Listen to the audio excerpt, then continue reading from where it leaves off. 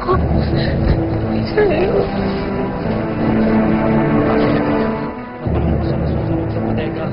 Mahina na po sa bata. Hold on, Margaret. Ngayon na ang bodega, but it has been heavily damaged. Dahil karamihan ng mga nakatago doon, mga kahoy at papel. Kaya madaling kumalat ang apoy. Nurse, nasa IV line.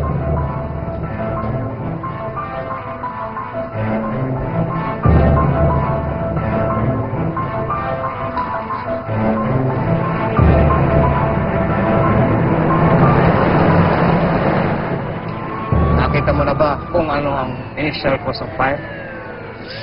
Simple lang. Gas. Yung mga naiwang residue pa ng gas sa buong paligid. Ang ibig niyong sabihin, may nagpasulog talaga ng warehouse. Angelica, kinakausap ko na sila. Let me handle this, okay?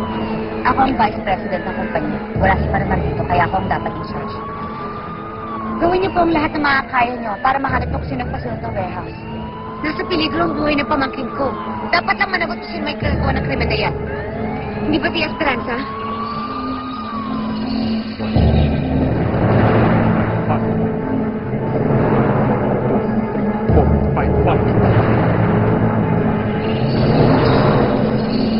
Alam niyo kung gaano ko kamahal ang anak ko. Hindi ko pa kaya mawala sa akin si Cruzita. Ikamamatay ko po yun. Kaya po ang dahil magtatakbuhan ko.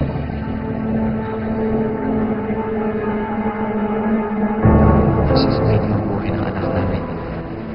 Mapakaawa ako sa iyo. Iligtas niyo po siya. Huwag mo hayaan wala siya sa akin. Wala na pulso ang bata. Code blue. Code blue. Sir, hindi ko kaya mawala si Cruzita. Bakit kailangan sabay yung pahamak? Dapat ako na lang yun eh. Dapat ako na lang. Ayusin ang lahat. Hindi ko pabayaran doon si Cruzita. Mananaligan tayo.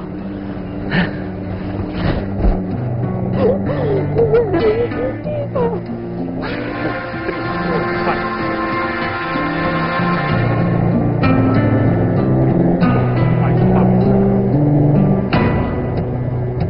Sitor.